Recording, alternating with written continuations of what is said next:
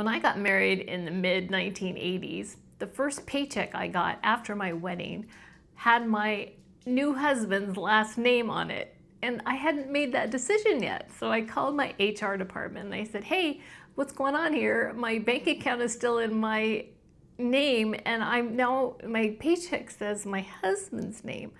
And they said, oh, well, we thought you had to change it to your husband's name. We thought that was the law. Let's talk about names, why they matter, and what you can do about it if you're not happy with yours. Welcome. Thank you for being fearlessly, fabulously you. So when that happened with my paycheck in the mid-80s, I had to ask myself, hey, if I'm going to have an identity crisis, I would rather have it be my own and not one the HR department has thrust upon me. Especially after age 50, I think our names are super important to us. So what does your name say about you? And if you don't like what it says, can you change it, and how difficult is it to change it? For centuries, even up until the 1970s in some states, women were required to take their husband's last name. That seems so antiquated now, but the 70s weren't that long ago. And although we've come a long way, baby, there are still some societal expectations that we need to overcome. Change your name, it shows unity. Keep your name, and you're a rabble-rouser, a feminist. Oh my God, what a terrible F word.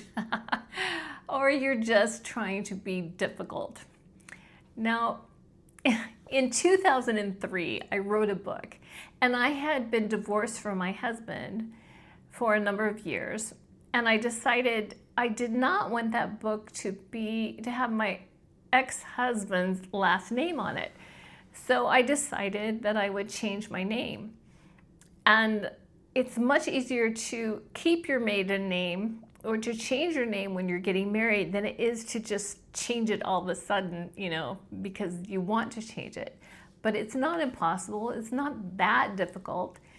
And so I decided, what am I going to call myself? So I had to think about what I wanted my last name to be. I was never that crazy about my maiden name. And so then I thought, well, it could be anything. If I'm going to go through the trouble to change my name, I can change it to anything. So I thought about Kennedy, thought about Oprah Winfrey, having Winfrey as my last name. I had a lot of ideas. But when it came right down to it, I wanted a name that already belonged to me. So I ended up taking my middle name as my last name. Now, I will not say that it hasn't caused some issues. The very first thing that happened is that my male cousin, who I think is a pretty progressive guy, said to me, that's so exclusionary. Why are you being so exclusionary? He expected me, if I was going to change my name, to take back my maiden name. But that was my father's name. It wasn't my mother's name. It was definitely the patriarchy.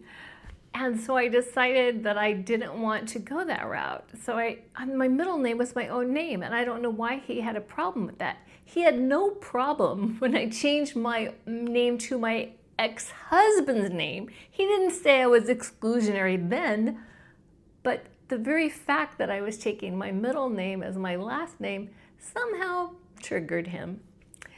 When I found that my middle name, which is Aileen, is actually a derivative of Helen, or vice versa, I'm not sure which it is, and it's an Irish name, and Helen was my mother's name, I really felt solid about making that decision. Because why not honor the women in our family as much as we honor the men in our family?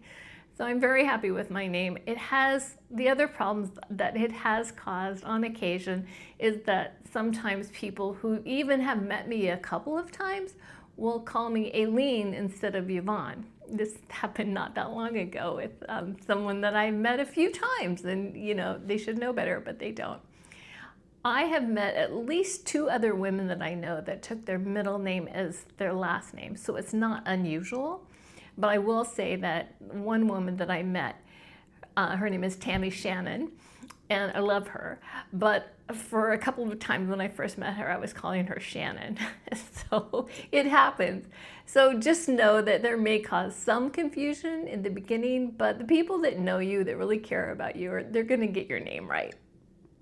You can also change your first name, of course, and it's the same process. My father's, his given name was Guilford Eugene, and he went by Gene. So he took his middle name as his first name and sort of shortened it. So he didn't go by Eugene, he went by Gene, and that's the way he was known throughout his life. I also have a friend who went to Burning Man several times, and one of the times that she went, they gave her a nickname. You get a name at Burning Man. Her nickname was Zigzag because she was constantly zigging here and zagging there, and she liked the name so much that she had her name legally changed to Zigzag. So when I met her, she was the leader of a writers group that I belonged to. I just knew her as Zigzag. I never knew that she had another name. And eventually, for professional reasons, she went back to her first name, which was Dawn. So I had to get used to calling her Dawn when to me she'll always be Zigzag. People change their name for any number of reasons. Sometimes it's because of a divorce or a marriage. Other times it's for professional reasons. In my case, it was because I was writing a book and I wanted my name to be on the book and not my ex-husband's name, which would have just been weird. But there is also the question about the children. A lot of people ask about the children. What do you do about the fact that your children are going to have a different last name than yours? Well, I'll tell you something. My children know I'm their mother, and they do not need my name to be the same as theirs to prove that to them. They very much know that I'm their mother. It's not like they're going to be walking around the mall going, Mom, Mom, and looking for somebody with their last name. They're just going to be looking for me. So I wouldn't worry too much about the children, in fact. Now, some people who get married and want to keep, their family name, and then they want to connect with their husband's family, they'll hyphenate. Well, that's fine.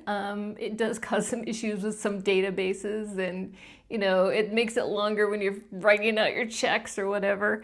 And I have actually met somebody who had double hyphenation. And you also have to, the question is, which way do you hyphenate? Because you could do it either way. Your maiden name first and your married name last, or your married name first and your maiden name last. And I met a couple where they did it opposite of what the traditional is, and then it confused everybody.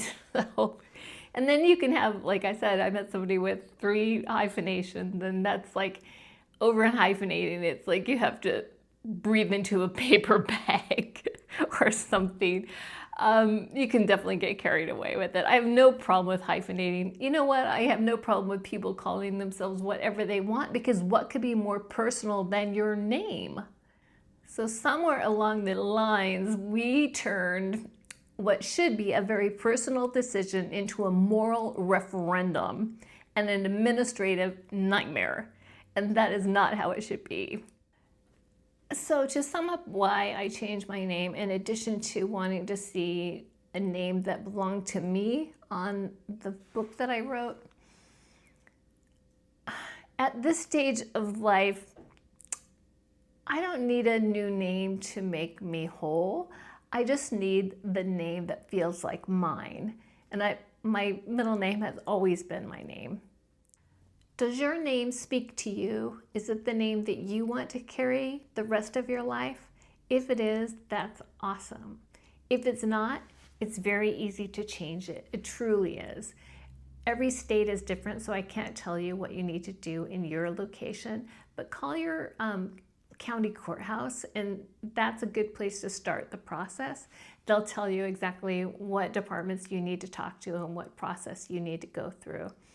And you will end up needing to change your name on your credit cards and your social security card, and it is a bit of a process, but it's an important process. And once it's done, And then you need to also educate the people that are in your life that your name has changed. And it may take some getting used to, but they will.